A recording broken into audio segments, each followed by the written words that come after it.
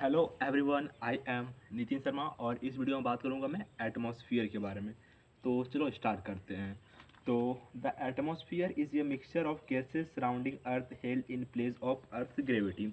तो ये हमारा आप जो एटमॉस्फेयर देख रहे हो फ्रेंड, तो यहाँ पर आपका नाइट्रोजन, ऑक्सीजन, आर्गन और कार्बन डाइऑक्साइड है और इसको बांधे हुए रखा है ग्रेविटी।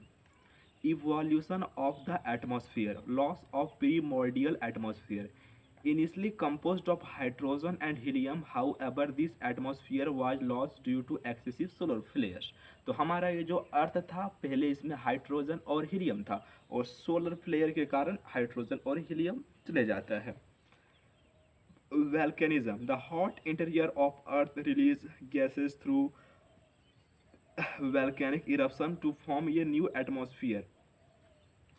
तो हमारे अर्थ में वैल्केनो होता है, तो वैल्केनो से जो गैसेस निकलता है उससे क्या बनता है दोस्त? एटमॉस्फेयर बनता है। Biological modification. Plant and living organism played a key role in further transforming the atmosphere through photosynthesis. उसके बाद जो आपका प्लांट है और जो लिविंग ऑर्गेनिज्म है वो भी मदद करता है किसमें? एक एटमॉस्फेयर बनाने में, ठीक है। अब बात करते हैं डिफरेंट लेयर ऑफ एटमॉस्फेयर। सबसे पहले हम बात करेंगे ट्रोपोस्फेयर के बारे में। तो ट्रोपोस का मतलब होता है रीजाइन ऑफ मिक्सिंग। सबसे पहले troposphere is the lowest layer of earth atmosphere. All weather phenomenon, rain, storms, cloud यहीं पर होता है। और पोल पर 8 किलोमीटर होता है, इक्वेटर पर 18 किलोमीटर होता है, वन एवरेज 13 किलोमीटर होता है। नाइट्रोजन 78% है, ऑक्सीजन 21% है, आर्गन 0.9% है, कार्बन डाइऑक्साइड 0.036% है। अब ये tropopause is a line that separate troposphere and stratosphere, ठीक है। And as we move upward in the atmosphere the density of air decreases, and that's why the densest air is found in troposphere. Okay, and temperature behavior. Okay, so lapse rate is the rate at which temperature decreases with altitude in the atmosphere. तो standard लाप्से rate 165 metre में 1 degree Celsius, 1 kilometre जाओगे तो 6.5 degree Celsius घट जाएगा। Reason for temperature drop. The atmosphere does not heat up directly from solar radiation insolation.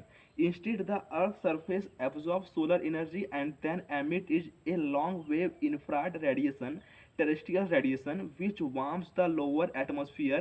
As the altitude increases, less terrestrial radiation is available, leading to drop in temperature. At equator, minus 80 degrees Celsius. At poles, minus 45 degrees Celsius. Temperature at tropopause. Okay, and layer of atmosphere.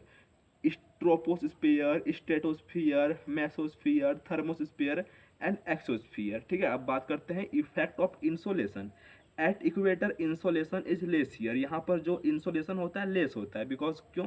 क्योंकि यहाँ पर बादल जो होता है बहुत बादल होता है, ठीक है ना, due to presence of cloud. और at tropic insolation is maximum here due to minimal cloud. यहाँ पर डेजर्ट वगैरह भी बनता है।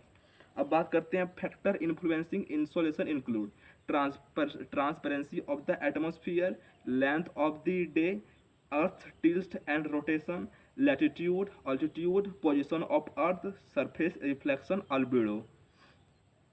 अब बात करते हैं कि ग्रीन हाउस गैसेस के बारे में। तो green house gases keeps earth warm bye tapping heat in the atmosphere. Green house gases जैसे हो गया water vapour, CO2, CH4 methane, N2O nitrous oxide, O3 ozone और SO2 यानी कि सल्फर डाइऑक्साइड और NO2 कोई आपका ग्रीन हाउस गैस नहीं होता है। अब बात करेंगे हम लोग हीट ट्रांसफर मैकेनिज्म के बारे में। तो the transfer of heat in the atmosphere occurs through three primary mechanisms: conduction, convection and advection. तो conduction आप जानते हो, the process by which heat is transformed directly from one molecule to another without actual movement of air. दूसरा होता है convection. तो convection होता है the vertical transform of heat through the movement of air masses. Advection, advection का मतलब होता है the horizontal transform of heat due to moment of air. Loo is a result of advection, ठीक है। अब बात करते हैं एल्बिडो के बारे में। तो albedo refers to the proportion of incident light और radiation that is reflected by a surface. Okay, highest albedo is seen in ice cap and glacier. Okay my friend, okay. And albedo values of different surface and clouds, ocean and lake में 8 होता है, land surface में 14 से 18 होता है, sand और desert में 27 होता है, आइस एंड स्नो में 50 से 70 होता है, सी आइस में 35 होता है, ओल्ड स्नो में 59 होता है और फ्रेश स्नो में 80 होता है। और क्लाउड के बारे में बात करते हैं तो सेलो ब्रोकन क्लाउड में होता है 30, CUCICSCC में होता है 35, उसके बाद ST में होता है 40, थिक क्लाउड में होता है 74, उसके बाद ACAS और SC में होता है 68, CU में होता है 75, NS में होता है 85 और CB में होता है 90। ये होता है एल्बिडो वैल्यूज़। अब बात करते हैं हम लोग हीट बजट के बारे में। तो ये heat budget is the balance between the heat that earth absorb from the sun and the heat that it radius back to space. Heat budget of earth 100% में 30% स्पेस में जाता है, 70% में से 57% रिफ्लेक्ट कर देता है, 23% एब्जॉर्ब करता है, 23% में क्लाउड बनता है और एटमोसफियर बनता है।